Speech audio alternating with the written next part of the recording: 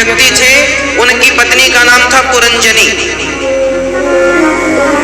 उनका मन जब वो मरने लगे ना, तो उनका मन उनकी पत्नी में ऐसा, पुरंजन जब मरा तो उसकी पत्नी का चिंतन करते मरा कि मेरी पत्नी का क्या होगा, क्या होगा, क्या होगा, क्या होगा। मरा, दूसरा जन्म क्या हुआ, वो पुरंजन पुरुष था, स्त्री बन के पैदा हो गया। एक आदमी हमसे बोले, गुरुजी हमारा कुत्ता बड़ा ईमानदार है, बड़ा वफादार, जहां जाता हूं संग जाता है। हमने कहा तुम्हारा कुत्ता पिछले जन्म में तुम्हारे दादाजी थे, तुम्हारे दादाजी ही जन्म में कुत्ता बन के आए। अरे महाराज जी क्या कह रहे हो, हमारे दादाजी कुत्ता? हमने कहा तुम्हारे दादाजी जब मरे तो उनको यही लगा हमारे घर की रक्षा कौन करेगा, हमारे घर का ख्याल कौन रखेगा, तो घर घर करते मरे होंगे तुम्हारे दादाजी, तो घर के कुत्ते बन के आ गए। ताक रहे, ये बात गलत नहीं है, ये शास्त्र इसको प्रूव करता। धन्यवाद डॉक्टर जाकिर नायक साहब। मेरे शरीर का, मेरे जिस्म का दिया गया नाम डॉक्टर वर्मा है, और मैंने कुरान शरीफ भी पढ़ी है, बाइबल भी पढ़ी है, और वेद बात की थोड़ा सा अध्ययन किया है। मैंने कुरान में सारी बातें अच्छी पाई हैं, किंतु एक बात मेरी समझ में अभी तक नहीं आई है।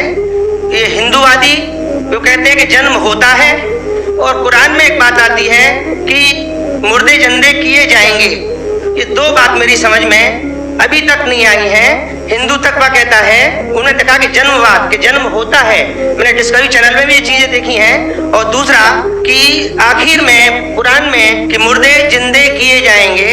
मैंने इस बात को बहुत से पूछा है, किंतु मेरे का इस बात का क्लियरिफिकेशन कोई भी मजहब, एक तो जन्मवादी, दूसरा जो जन्म नहीं मानता यानी मुर्दों को जिंदा करता है, समझा नहीं पाया। मैं आपसे प्रार्थना करता हूं कि इस बात को कुरान के माध्यम से और आपके माध्यम से मैं समझने के लिए आपसे गुजारिश कर रहा हूं। धन्यवाद। डॉक्टर साहब ने अच्छा सवाल पूछा है कि उसने कुरान मजीद पढ़ी और सब बात को तस्लीम करते, सिर्फ एक या दो बात कि कुरान शरीफ के अंदर मौत आती है, मुर्दे को वापस से जिंदगी दी जाएंगी आखिरत में, उनका जिक्र है। और हिंदू लोग ये मानते हैं कि पुनर्जन्म में, और वो डिस्कवरी चैनल पे देखे कि पुनर्जन्म होता है।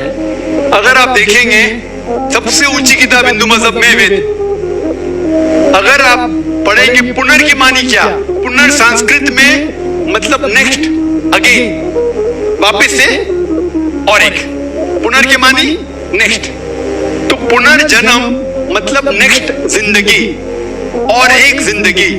अगर आप कुरान शरीफ पढ़ेंगे, कई आयतें हैं कि अल्लाह सुब्हाना व तआला ने आपको जिंदगी दी, पहले आप थे नहीं, फिर जिंदगी दी, इस धरती पे आए, फिर आपको मौत देंगे, फिर आखिरत में उठाया जाएगा।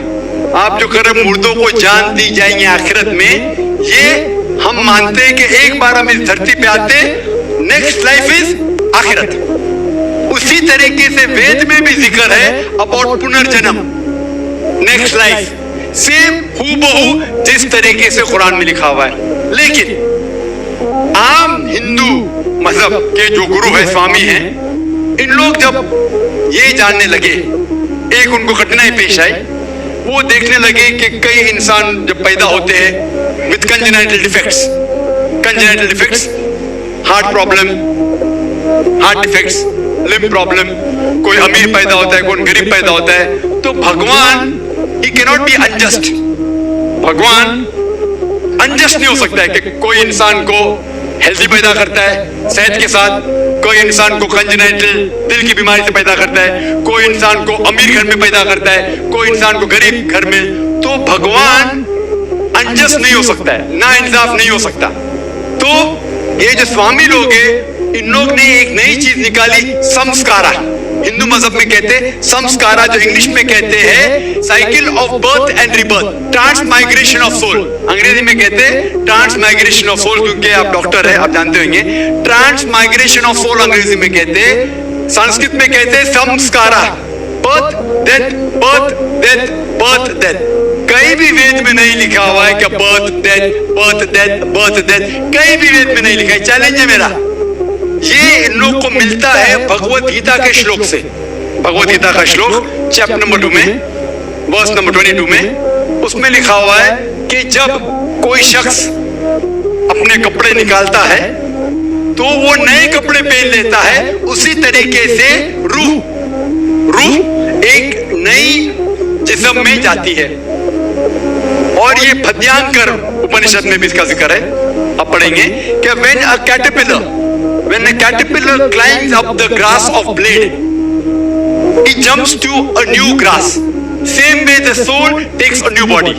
जिस तरीके से कैटरपिलर घास के ऊपर चढ़ता है और दूसरे घास पे जाता है, उसी तरीके से रूह एक नई बॉडी के अंदर जाता है। तो इस श्लोक के बुनियाद पर इन लोगों ने एक फिलॉसफी पैदा की, संस्कारा, कि इंसान जो कर्म के बेस के ऊपर, कर्म और धर्म की फिलॉसफी, कर्म मतलब अच्छे कर्म करोगे धर्म के हिसाब से तो अगले जन्म में आप अच्छे पैदा होंगे। अगर आपके कर्म बुरे होंगे तो अगले जन्म में आप हो सकते हैं कि लूला पैदा होंगे या लगड़ा पैदा होंगे। और यो कहते हैं कि आप इंसान 7 बार बनेंगे। ये कौन कहता है? वेद नहीं कहती, ये स्वामी जी लोग कहते हैं, कोई वेद में कहीं लिखा नहीं है। क्योंकि उनको ये नहीं कह सकते थे कि इंसान क्यों गरीब पैदा होता है, क्यों अपाहिज पैदा होता है। उनकी सोच कम थी, इसीलिए नई फिलॉसफी लेके आए, ट्रांसमाइग्रेशन ऑफ सोल। आप तो डॉक्टर है, मैं भी डॉक्टर हूं। आपने कहीं मेडिकल साइंस बुक में पढ़ा हुआ है कि इंसान इस दुनिया में जन्म लेता है? कभी नहीं। क्या फिजियोलॉजी में पढ़ा, क्या एनाटॉमी में पढ़ा? अगर ये साइंटिफिक फैक्ट होता था तो हम मेडिकल कॉलेज में पढ़ते थे कि इंसान नए जन्म लेता है, हम कभी भी नहीं पढ़े। इससे ये साबित होता है कि साइंस इसको तस्लीम ही नहीं करती। जो आप कह रहे डिस्कवरी चैनल में देखा, जो आप कह रहे हैं, अगर ये हक होता था तो हमारे साइंटिफिक बुक में भी ये लिखा होता। तो ये कहना कि साइंटिफिक प्रूफ है कि हम जन्म लेते हैं, बिल्कुल गलत है। इस्लाम जो इसका जवाब देता है वो है कि इस्लाम तस्लीम करता है कि अल्लाह सुब्हानहू व तआला कुछ लोग को अपाहिज पैदा करता है, कुछ लोग को अच्छी सेहत देता है, कुछ को गरीब, कुछ को अमीर। इसकी वजह है कि अल्लाह ताला फरमाते हैं सूरह मुल्क में, सूरा नंबर 67 आयत नंबर 2 में, अल्लज़ी खलक़ल मौत वल हयाता, अल्लाह सुब्हानहू व तआला ने मौत और जिंदगी बनाई ताकि आप लोग को जांच सके, आप लोग का इम्तिहान ले सके, आप लोगों में से कुछ लोग अच्छे हैं। ये जांच पड़ताल करने के लिए ये जिंदगी हमारे लिए इम्तिहान है। और अल्लाह ताला फरमाते हैं सूरह अनफाल में, सूरा नंबर 8 आयत नंबर 28 में, कि आपके बच्चे और आपकी जायदाद आपके लिए फितना है। आपकी जायदाद और आपके बच्चे आपके लिए एक टेस्ट है, आपके लिए इम्तिहान है। अल्लाह ताला कुछ लोग को गरीब घर में पैदा करता है, कुछ लोग को अमीर। जो लोग अमीर है उनके लिए इम्तिहान है कि वो ज़कात देते क्या नहीं। जैसा कि मैंने कहा मेरी तकरीर में, तीसरी बुनियादी बात इस्लाम में है ज़कात। जिस शख्स के पास 85 ग्राम से ज्यादा सोना है या उसके मुकाबले में धन है, उसको 2.5% ज़कात देना फर्ज है। जो आदमी अमीर है, कुछ अमीर लोग बराबर ज़कात देते, कुछ लोग आधा देते, कुछ लोग देते नहीं। तो अमीर इंसान को शायद 100% मार्क्स मिले या 50% मार्क्स मिले या 0% मिले।